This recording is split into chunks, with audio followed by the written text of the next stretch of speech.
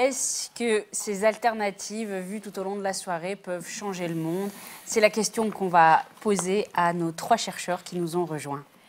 Alors, bonsoir à tous. Donc, on a entendu pendant toute cette grande première partie d'émission des témoignages et des réflexions de plein d'actrices et d'acteurs d'alternatives. On a souhaité prendre un moment pour inviter des chercheurs qui travaillent sur ces alternatives. Donc, nous avons avec nous ce soir Geneviève Pruvot. Bonsoir. Vous êtes sociologue et vous travaillez notamment sur les transitions écologiques. Vous avez publié toute une série d'articles sur le sujet. Nous avons également à vos côtés Jean-Baptiste Combi, bonsoir, également sociologue et coordinateur d'un numéro de revue, la revue Savoir Agir, qui justement vient d'être consacrée aux alternatives, avec une interrogation, enfin une affirmation même, des alternatives à géométrie variable. Et enfin, Samuel Hayat, bonsoir, vous êtes chercheur en sciences politiques et vous travaillez notamment sur une sociologie historique du mouvement ouvrier. Alors, Geneviève, on peut commencer avec vous. On a entendu ce soir des expériences très diverses. Est-ce que, avec votre savoir et vos pratiques de chercheurs, vous pourriez nous aider à définir les alternatives? De quoi parle-t-on et quels sont leurs points communs? Est-ce que c'est par exemple l'auto-organisation et la dimension locale? Alors déjà, c'est bien que ce soit le terme « les alternatives » parce que ça rend vraiment compte de la notion de pluralité. Et l'avantage du mot « alternative », c'est que c'est un nom et qu'on peut mettre plein d'adjectifs derrière. Donc en fait, il y a des alternatives écologiques, des alternatives libertaires, des alternatives paysannes, des alternatives décroissantes. Enfin, on peut multiplier comme ça pour mieux spécifier en fait chaque alternative, tout en sachant qu'à l'intérieur de chacune des dénominations que j'ai données, il y a une pluralité aussi encore de mouvements. Alors ensuite, chercher à les définir, c'est un peu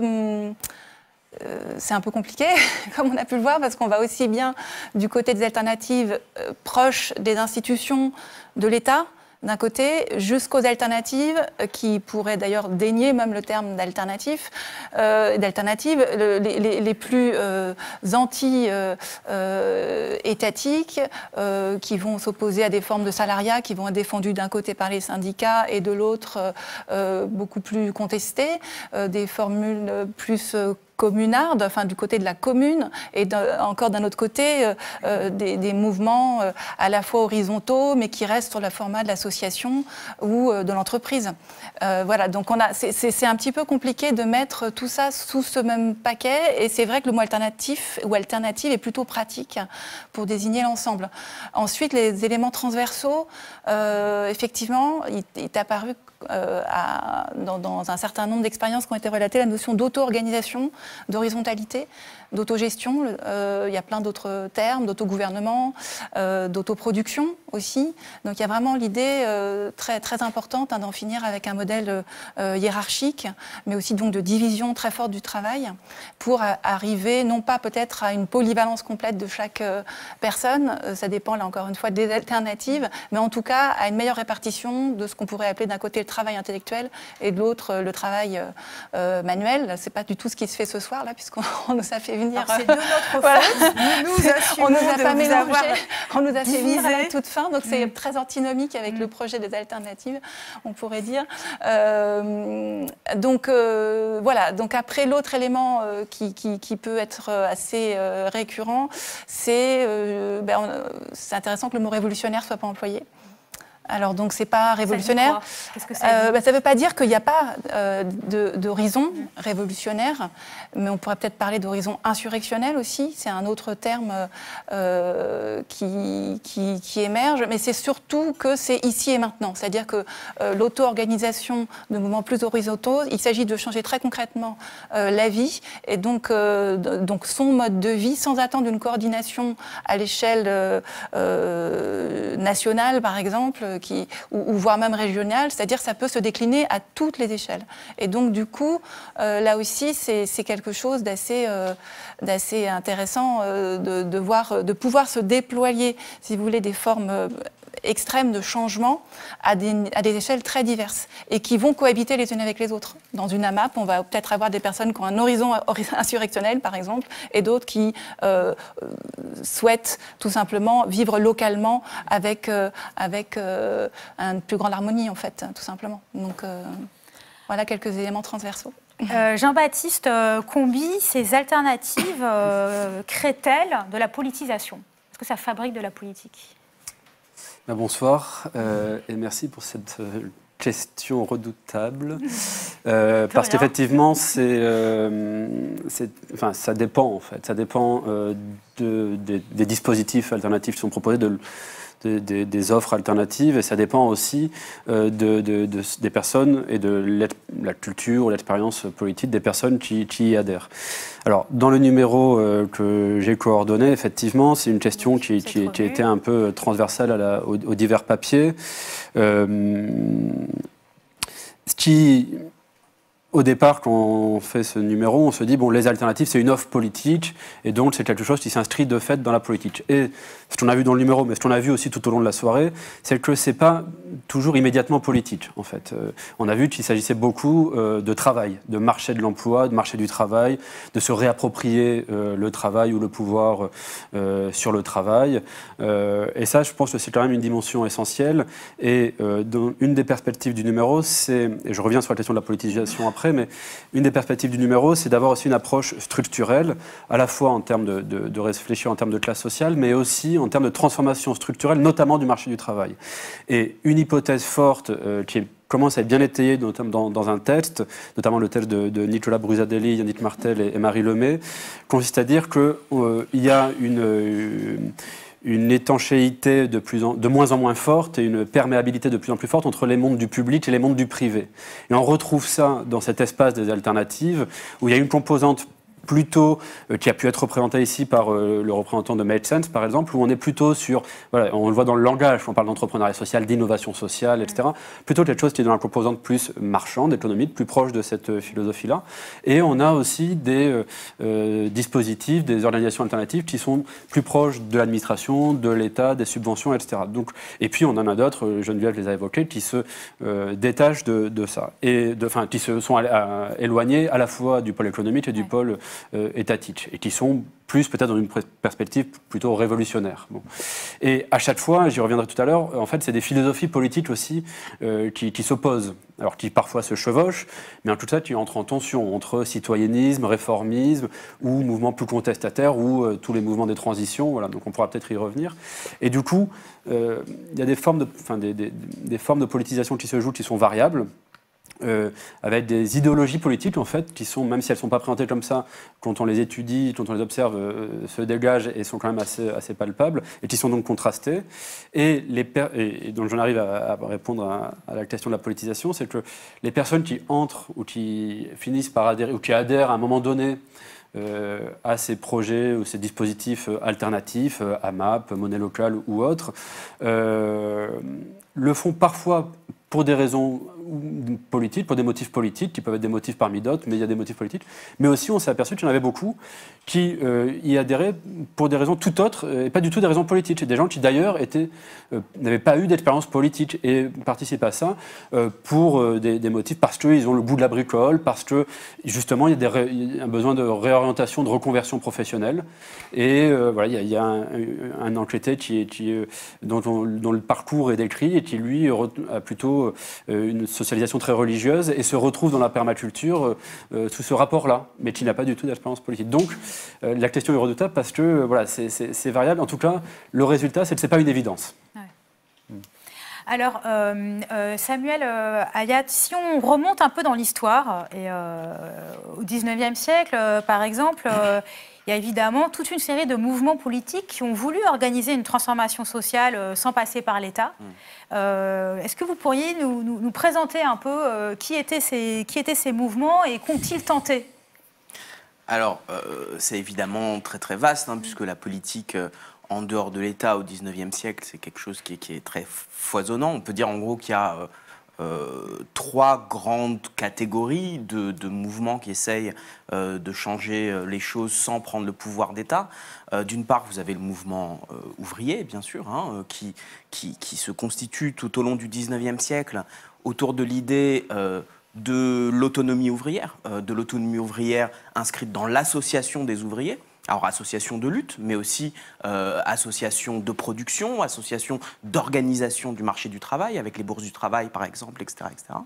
Donc, on a ce premier pan, puis on a un deuxième pan qui est tout à fait différent, qui est ce qu'on pourrait appeler une tradition communaliste, c'est-à-dire qui critique l'État pour son côté autoritaire, centralisé, représentatif, et puis qui veut une démocratie locale, qui veut mettre en place une fédération de communes autonomes et libres, et qui les construisent donc des formes de revendication et de pratiques de démocratie directe. Et puis vous avez une troisième tradition qui est ce qu'on pourrait appeler le socialisme expérimentateur ou le socialisme réalisateur, le socialisme utopique, qui vise à créer des enclaves dans lesquelles les personnes volontaires peuvent entrer et agir et vivre différemment, hein, depuis les utopies fouriéristes du début du siècle, du 19e siècle, jusqu'au début du 20e siècle, avec les milieux libres et les colonies libertaires, et cette idée-là. Donc c'est vraiment un milieu très foisonnant, et puis bien sûr, qui ne disparaît pas avec le 19e siècle, hein, qui irrigue toute la politique radicale au 20e siècle jusqu'à aujourd'hui, et dont on a pu avoir quelques témoignages. Et alors justement, pour reprendre cette image, comment ça a irrigué ? C'est-à-dire quel lien, comment se sont faits ces liens entre ces expérimentations sociales et politiques et des mouvements peut-être plus structurés, plus classiques ? Alors, c'est plutôt dans l'autre sens peut-être qu'il faut le poser, c'est-à-dire que ces mouvements-là émergent à un moment où il n'y a pas de courant structuré, politique, c'est-à-dire c'est à partir de ces mouvements qui sont à la fois dans l'expérimentation, dans la lutte, dans le développement d'idées aussi et dans le développement de propagande, c'est en grande partie à partir de ces mouvements alternativistes, mais qui ne s'appellent pas du tout avec ce terme évidemment à l'époque, que se constitue ce qui fait aujourd'hui un peu le quotidien de ce qu'on appelle la politique structurée. C'est de là que viennent les syndicats, c'est de là que viennent des choses qui aujourd'hui sont tout à fait normalisées, hein, comme les mutuelles. Bon, c'est pas du tout révolutionnaire, mais ça vient de ces mouvements expérimentateurs, avec tout un processus, d'une part de récupération, et puis d'autre part, voilà, d'approfondissement, de transformation. Donc c'est plutôt dans ce sens-là que ça se fait. Ça ne s'est jamais arrêté. Il n'y a pas de moment où il y aurait eu besoin d'une transmission ou d'une redécouverte. Ça n'a jamais arrêté. Il y a parfois des moments de creux, mais ça n'a jamais arrêté. Ça n'a jamais arrêté. Alors ça me conduit naturellement à une autre question piège et redoutable, dirait Jean-Baptiste Comby. C'est dans quelle mesure peut-on comparer ce qu'on a entendu ce soir comme pratique avec ce que vous décrivez de ce foisonnement matriciel de cette fin du 19e siècle? Alors, il y a une chose qui est certaine, c'est qu'on a, je pense à deux différences. La première qui a été soulevée par Geneviève, l'absence d'horizon révolutionnaire. Alors, je ne vais pas dire que c'est réel et qu'il n'y a pas de horizon révolutionnaire, mais il n'y a pas de discours sur la révolution. C'est-à-dire le discours d'une méthode pour arriver à un changement social qui passerait par autre chose que l'imitation et la dissémination. Et ça, c'est problématique, parce que sans stratégie révolutionnaire, ces mouvements, ils sont un peu peut-être condamnés à se heurter, enfin c'est même pas à se heurter à des murs, mais à se heurter à du vide, à une impossibilité de transmettre quelque chose. Pourquoi ? Parce que en face, le capitalisme, en face, l'État, c'est des réalités qui sont très concrètes, qui sont très massives, qui se sont constituées au cours de plusieurs siècles par la prolifération de dispositifs qui nous prennent. Et donc face à ça, dire simplement, comme les gens de l'appel du monde de demain que vous disiez, oui, maintenant il faut tous changer, etc. C'est pas que ça pose un problème. Et ça, pour le coup, au XIXe siècle, les réflexions sur la stratégie révolutionnaire, elles sont très très importantes. Ça ne veut pas dire qu'il y a des réponses univoques, mais c'est des questions qui sont importantes. Et puis aussi parce que ces questions, elles sont un peu venues dans leur face avec un événement notamment qui est la révolution de 1848. Où là, enfin, les personnes qui disaient « on va tout changer, on va tout émanciper », ont pris le pouvoir d'État, les républicains, et la première chose qu'ils ont faite, c'est de réprimer tous les mouvements justement expérimentateurs qui les avaient portés avec l'insurrection de juillet 48 qui fait des milliers de morts. Et donc la question stratégique, évidemment, ils se la prennent très très directement et toutes leurs options de quel est notre rapport à l'État, quel est notre rapport au capitalisme, comment est-ce qu'on constitue des fronts, elles se posent de façon beaucoup plus concrète à eux qu'elles se posent pour nous aujourd'hui. Oui, justement parce qu'il n'y aurait pas cette dimension révolutionnaire aujourd'hui, est-ce que ça voudrait dire que ces messages, ces expériences qui nous ont été contées depuis le début de la soirée peuvent permettre une prise de conscience, un changement, mais pas la transformation profonde du monde, de la société? Ça, je ne sais pas, pardon, mais... Je vous la pose à tous les trois.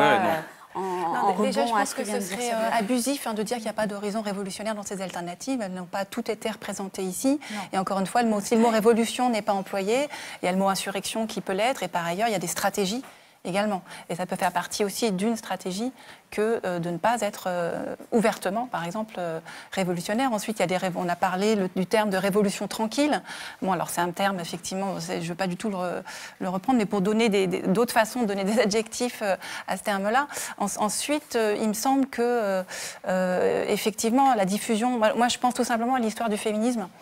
Il a bien fallu à la fois qu'un féminisme qui aille sur le front des manifestations et un féminisme qui est allé sur le front de l'État et puis un féminisme hyper invisible qui s'est fait au cœur des familles, qui fait que tout d'un coup un père et une mère ou l'un ou l'autre ou les deux ont décidé que leur fille ferait des études et l'ont porté. Et donc ça aussi, donc ce que je veux dire, c'est que encore une fois d'opposer, ce type d'opposition est précisément ce à quoi les alternatives veulent échapper pour partie, c'est-à-dire de ne pas jouer d'un côté des manifestations révolutionnaires et une stratégie et de l'autre manquer la dimension de la transformation à toutes les échelles. C'est un mot qui est revenu et donc effectivement il y a d'autres modes de dissémination, mais là on n'est pas devin, on n'est pas prophète, les historiens nous diront ce qu'il en est, mais en tout cas l'un des éléments de transmission qui est beaucoup invoqué quand on regarde d'un point de vue sociologique les récurrences,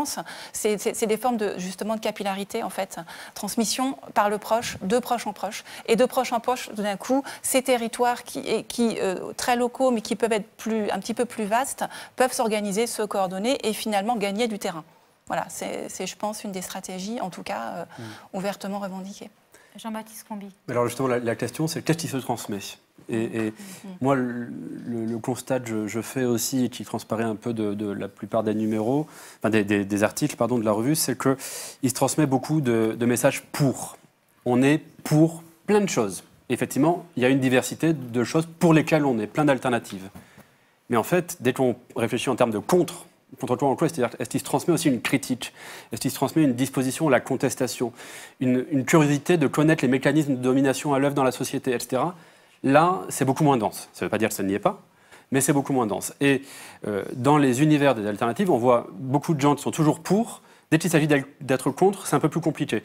Je trouve que de ce point de vue-là, l'expérience d'Alternativa, et c'était expliqué Marion Esnault sur la création d'ANV COP21 est intéressante, parce que l'ANV COP21 se crée aussi pour répondre à une demande d'une partie des militants d'Alternativa de « bon, c'est bien d'être pour, mais il y a un moment aussi, il faut défaire. » C'est-à-dire que moi, ce que j'observe dans l'univers des alternatives, c'est que la philosophie politique dominante, c'est celle du réformisme. C'est-à-dire, on va changer de l'intérieur, les individus, chacun va faire sa part de façon incrémentale, dans la bonne humeur, dans la joie, etc. Voilà. Donc ça, c'est le réformisme. Et puis, il y a, il y a aussi toute la dynamique de on fait à côté, on fait autrement, mais à côté. Bon. Et donc, dans les deux cas, on est dans le pour. Et puis, il y a aussi... Et ça, c'est les alternatives peut-être plus radicales, plus révolutionnaires, qu'on retrouve notamment sur la ZAD de Notre-Dame-des-Landes. C'est à la fois on fait autre chose, mais aussi on fait le contre. Et tenir les deux ensemble, quoi. Et ça, c'est pas toujours évident. Et à voir si justement ça se transmet et comment ça se transmet. Et je pense que là aussi, ça dépend. Et ça s'explique aussi, juste pour finir, en fait, ça s'explique par des raisons, par des logiques sociales. C'est-à-dire que le gros des troupes des alternatives sont des gens qui sont quand même bien diplômés, qui essayent de concilier une éthique de l'intérêt général, mais aussi des dispositions entrepreneuriales, qui ne sont pas détachées ou qui n'ont pas forcément envie, ou pour lesquelles c'est juste pas possible sociologiquement, d'être en rupture. Alors, effectivement, il n'y a pas eu le mot de révolution qui a été prononcé ou peu, le mot de rupture non plus, le mot de conflictualité non plus n'a pas été prononcé ou très peu. Théo Rougier a prononcé, mais un peu gêné, le mot capitalisme. Voilà, il y a tout un vocabulaire, tout un imaginaire politique qui n'est pas si présent que ça dans l'alternative, et ça mérite question, ça mérite discussion. Juste, alors moi, peut-être pour rebondir, tout à l'heure vous parliez de la question de la politisation, de la repolitisation autour de ces alternatives. Et du coup, 2017, c'est une année électorale. On voit à peu près ce qui est en train de se jouer, une pré-campagne présidentielle qui a ressemblé à un jeu de quilles, et une grande incertitude, et surtout une volonté aussi d'en finir avec cette 5e République chez beaucoup. Et on l'a entendu ce soir, beaucoup disent, voilà, il faut cesser de croire à l'action venue d'en haut, il faut faire par nous-mêmes, etc. Est-ce que ces alternatives peuvent combler un vide de projets politiques ? Alors, ce qui est certain, c'est qu'on voit que le mot d'ordre de la politique autrement est devenu un enjeu de campagne électorale. Chaque candidat explique qu'il fait de la politique autrement, qu'il est le candidat anti-système, etc. Alors qu'il est le pur produit souvent et d'ailleurs, c'est souvent rapporté au Brexit ou à Trump. Et on ne le rapporte jamais à Nu Debout, par exemple. On ne le rapporte pas souvent, justement, à ce qu'on a vu ce soir, à l'espace alternative. Et ça vient de là aussi, cette demande, quoi. Et cet enjeu de campagne qui est peut-être un peu cosmétique, mais bon, voilà. Et donc... du coup, est-ce que les alternatives peuvent, par rapport à la question de la politique autrement, proposer une autre offre ? Dans l'état actuel des choses, moi, je ne le vois pas venir. Par contre, ça montre des choses très importantes. Ça montre qu'il y a des choses qui existent. On l'a bien vu ce soir. Il est possible de faire autrement à plein de niveaux. Donc, c'est possible. Ça existe. Il y a des initiatives pour mettre en réseau, ça a été aussi évoqué, mais je crois qu'à plusieurs reprises, Jade Lingard posait la question, oui, mais pour aller où ? Et je crois que là, la réponse, elle n'est pas encore claire. Alors peut-être que c'est une stratégie, mais face aussi aux logiques du capitalisme en tant qu'idéologie politique, dont on sait que c'est un système politique très malléable, qui se satisfait très bien de la critique et des alternatives parce qu'il est toujours il fait preuve d'une grande dextérité pour les rattraper dès que ça lui échappe un petit peu. Donc, je trouve que cette question de la récupération, même si elle n'est pas absente des débats, des mouvements alternatifs, etc., des fois, elle n'est peut-être pas pensée avec suffisamment de sérieux. C'est-à-dire qu'il y a toujours le risque de tomber, il y a une forme de dilution la force du capitalisme, c'est le syncrétisme, et ça, c'est une grande menace, à mon avis, pour les alternatives. Alors, je pense pour reparler de conflictualité, il me semble quand même qu'il a été évoqué, mais peut-être pas assez, que précisément, c'est des alternatives pour quelque chose, mais qui se battent contre et qui sont combattues. Et très concrètement, ça veut dire une épicerie coopérative qui, du jour au lendemain, peut être décrétée comme une unité terroriste. Ça peut signifier on s'installe concrètement sur un terrain avec des yourtes et tout d'un coup, la DDE débarque et vous demande de déménager ou d'installer l'eau courante, alors que vous étiez en train d'animer le marché local et que vous aviez même le soutien du maire. Ça peut être... Donc la répression, elle est juridique aussi, c'est-à-dire, certes, on vous empêche tout simplement d'avoir accès à un système financier qui permet de démarrer un projet, des systèmes juridiques hyper corsetés qui empêchent toute initiative ou même tout changement d'entreprise. Les scopes ne se généralisent pas aussi parce qu'il y a une méconnaissance du système juridique qui les accompagne. Donc je pense que la répression, elle est massive, et précisément se lancer dans les alternatives, c'est affronter tout comme tu le disais très bien, c'est-à-dire un système extrêmement mis au point pour empêcher tout simplement qu'elles émergent. Donc il y a une part qui est récupérée, bien évidemment, qu'on appelle le verdissement du capitalisme, mais il y a toute une part qui est d'ailleurs sur lequel, je dirais, s'acharne toute une série d'institutions, aussi bien à l'échelon juridique qu'à l'échelon policier, pour tout simplement qu'elle reste extrêmement minoritaire, voire même qu'elle soit diabolisée.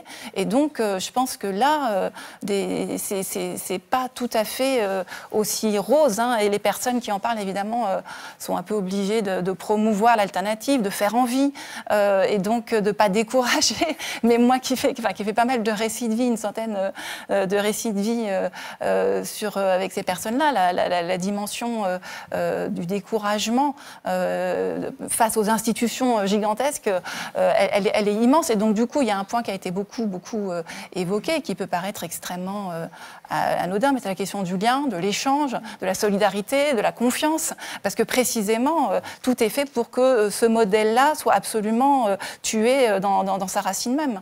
Donc, je pense que la conflictualité, elle est extrêmement présente, et elle se retrouve aussi dans qui va à quelle manifestation, qui va faire des opérations de blocage, qui va où à quel moment.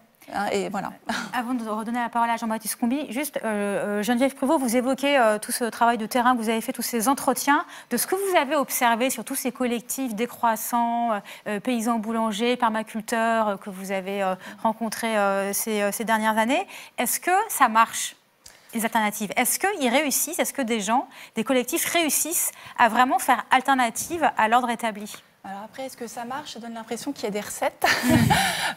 Et donc chacun vous dirait, au contraire, on est tous assez distincts. Moi, ce qui m'a beaucoup importé d'essayer de démontrer, c'est notamment la possibilité vivrière et l'abondance économique. Et en sortant l'économie de la seule définition financière, mais en prenant l'économie au sens très large, d'organisation d'autoproduction et domestique notamment. Et donc c'est vrai que j'ai fait une analyse microéconomique d'une famille de paysans boulangers qui vient en yourte, qui travaille donc 2 jours par semaine, on va dire au sens officiel du terme. C'est ce qu'ils déclarent aux impôts en tant qu'auto-entrepreneurs.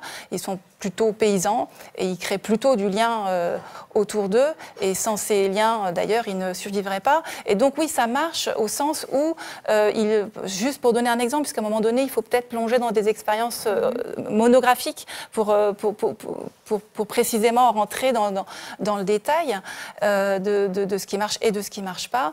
Et donc, juste pour donner un exemple, en comptant tout, ils gagnent 1 400 € par mois à 3, et ça marche très bien. Ils se sentent dans une abondance et dans une capacité même de redistribuer, en fait, ce qu'ils produisent. Donc là, je parle vraiment d'une expérience à l'échelle d'une maisonnée, entourée d'un réseau d'entraide extrêmement puissant et dense à côté. Jean-Baptiste ? Non, c'était pour rebondir sur effectivement ce que tu disais, Geneviève, sur le côté du lien, tout ça. Enfin, je crois que c'est très important, et que effectivement il y a des alternatives qui sont réprimées ou qui génèrent du conflit. Il y a un article de Colin Robineau qui montre comment un squat autonome peut créer à la fois du lien. Mais ce qu'il montre, c'est que le lien ne suffit pas pour créer de la politisation. Et j'en reviens à la première question, c'est que cette politisation, elle suppose aussi de générer de la réflexivité sur comment ça fonctionne, enfin, comment les choses fonctionnent, et pourquoi je suis dans une position dominée, ou pourquoi il y a de telles inégalités ou de telles souffrances, en fait. Donc c'est créer du lien, mais ça ne peut pas se faire sans une forme de culture politique aussi de ceux qui sont à l'initiative des alternatives. Non, c'est vraiment... Bon, cette question de la conflictualité qui est revenue à côté, je pense, est assez importante, au sens où, si on regarde les alternatives, si on peut appeler ça des alternatives qui ont vraiment fonctionné au XIXe siècle, c'est celles qui ont toujours marché sur ces 2 pieds-là, c'est-à-dire à la fois d'être créatrice et d'améliorer la vie concrète des gens qui s'y engageaient, et puis en même temps conflictuelle. Par exemple, le mouvement des bourses du travail, c'est vraiment ça. Il y a l'idée de l'autonomie de l'organisation du marché du travail par les ouvriers eux-mêmes. Ça va immédiatement apporter un bien-être, mais en même temps, il faut bien lutter contre les bureaux de placement privés qui exploitent les ouvriers. Et donc, il y a cette conflictualité. Et il y a la visée quand même révolutionnaire de dire ces alternatives-là, mais c'est quelque chose qui a été dit aussi par la camarade d'Alternativa, ces alternatives-là, elles sont quand même censées être le socle de la société future. Et ça, c'est quelque chose qu'on trouve dans le syndicalisme révolutionnaire, c'est quelque chose qu'on trouve dans le socialisme, c'est quelque chose qu'on trouve dans le communalisme, dans tous ces courants. Les alternatives ont une dimension conflictuelle, une dimension révolutionnaire, par le fait qu'elles se pensent comme des éléments centraux de la société future. Et ça, peut-être que c'est quelque chose qui, effectivement, n'a pas disparu, même si, peut-être pour des raisons stratégiques, peut être un peu chanté à certains moments, quoi. Merci à tous les trois pour votre participation. Il est l'heure de se dire au revoir.